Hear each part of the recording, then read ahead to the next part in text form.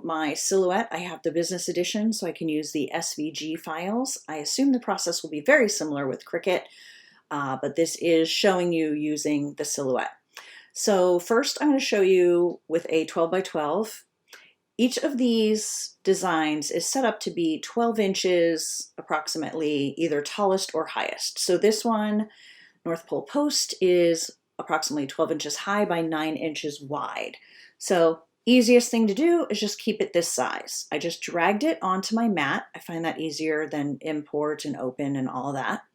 Then I'm going to click on it to activate it, right click, and ungroup. And that is going to separate the green pieces and the red pieces, but also give you a lot of options. Like if you wanted to do December 25th in gold, you can choose that. So it's not just 2 layers by color, it's a lot of different layers.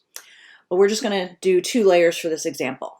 So I'm going to select each of the green layers. I'm going to copy them, and then I'm going to put them on a 12 by 12 that I have titled Green. So this is the simplest way, is then you can look and you can see you're going to need a piece of heat transfer vinyl about 10 inches high by 8.5 inches wide if you want to keep it into 2 pieces. You are going to waste a lot more vinyl with this layout, but it's going to be easier for you to line everything up when putting your project together. So you need to decide which you prefer. If you are more interested in using as little vinyl as possible, then just move these pieces around. And you can see that now you only need like a 4 by 8 piece of vinyl, so you're going to save a lot more vinyl, and then you'll just lay it out as you go to heat it. Totally up to you. And then we're going to go back to the red, delete the green, and there's not a lot of organizing. I would just cut that on one piece. Now, if you want this to be larger, I'm going to show you a way to make it a little bit larger. So I've also created a 12 by 24 mat board layout. This is a double length. It is available for both Silhouette and Cricut. You don't necessarily need to use it, but we're going to lay it out this way.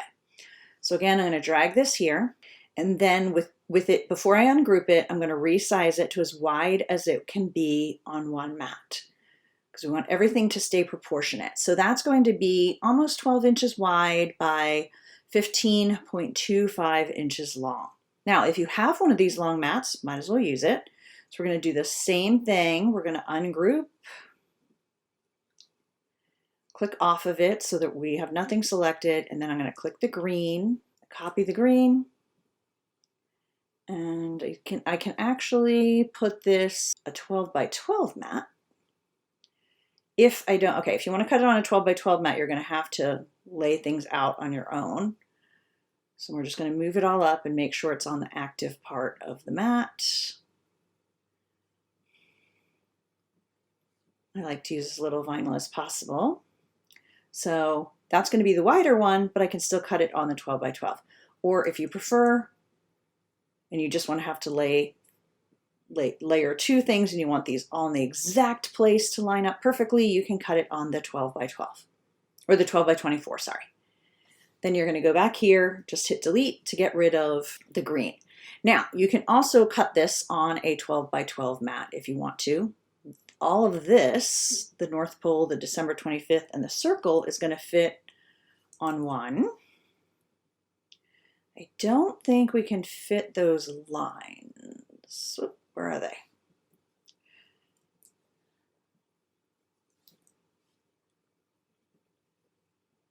Well, I guess you could fit them if you just cut half of it and cut it twice. There's more lining up, but again, then you're going to use less vinyl, and you can get this cut to the bigger size on 2 12 by 12s if you don't want to deal with the 12 by 24. So now the next thing to remember is when you're doing heat transfer vinyl is you want to mirror or flip everything so the words are all backwards before cutting your vinyl, so that when you iron it onto your project, it's going to read properly.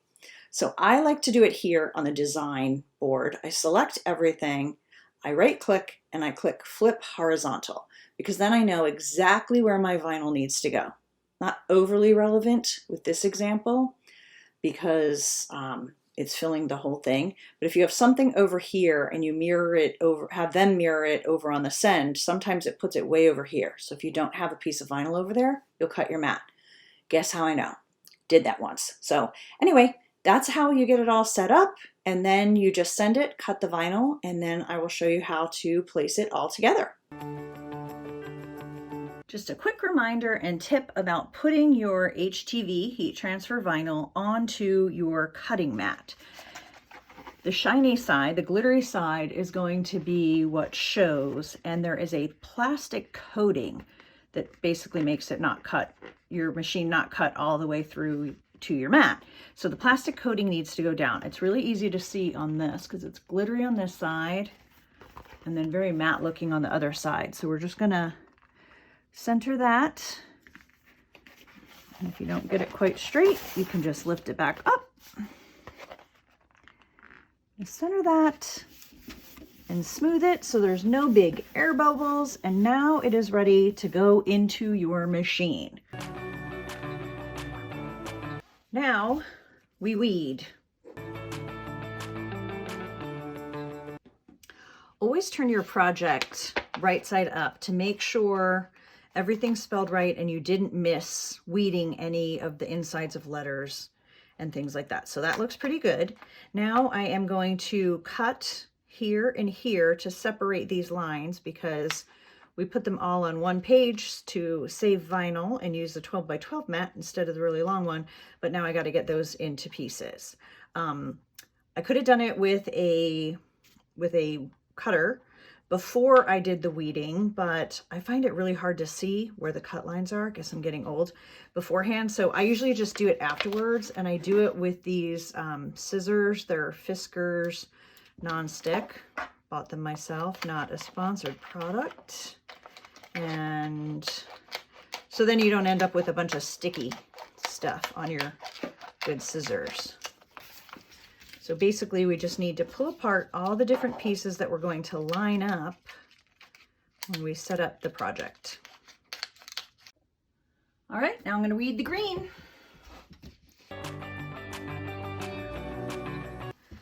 One thing I love about weeding heat transfer vinyl is I find it a lot easier than the other, and you can just pull on it, and if it rips, it doesn't matter. You're just going to go back and get those pieces. So I find it much easier than the adhesive vinyl, which sometimes pulls up the stuff you want to keep down.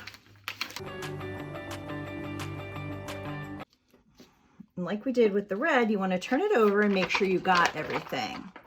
And I knew I didn't, but you can see the little piece of the E is still in there. So I'm going to turn that back over, get that piece out. But sometimes little stuff like that might sneak past you. So always turn it over and make sure it reads correctly. Now, before you do any heat pressing, you want to test your layout. Now, this is a really big canvas laundry bag. It is 28 inches wide by 36 inches, I believe, tall, that I got from Amazon. You're going to want to start down a bit from the top because when you pull the drawstring, the top is going to gather. So you don't want your vinyl way up here. You want it down a bit. I usually recommend starting down at least 10 inches. I'll put a pin there. And we're using the design, if you recall, that I cut. It was 12 inches wide by about 15 and a half, 16 inches tall. So let me make sure you can still see that pin. Okay, so that's 10 inches down. And because I wanted to save vinyl, I don't just have two things to line up. I got a bunch of pieces. I'm always going to start with the biggest piece and the red. And then I'm just going to quickly take my tape measure. You can use any kind of a ruler. Make sure it's centered. 8 inches, 9 inches. So I'm going to just scooch it over a teeny bit.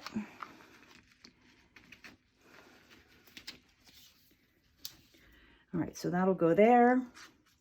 And you want to line this up before you ever press, because you want to make sure you also don't get it too close to the bottom where it's going to fold under. And of course the green will go in there, and we'll put the deliver by up there. Here's my son's name. I'm going to need to get him a really big gift. And then the last one. So that looks good because we were about 10 inches from the top. And then we're going to be, with this design, about 10 inches from the bottom. So it's going to be perfectly centered if it's right there. So then I'm just going to press. It needs to be, you know, straightened out a little bit when I get to the heat press. But I'm going to just press that down so it's pretty much where it needs to be. I'm going to put these other pieces on the side so I don't lose them en route, because my heat press is in my garage. And now we're going to go press this puppy together and make something really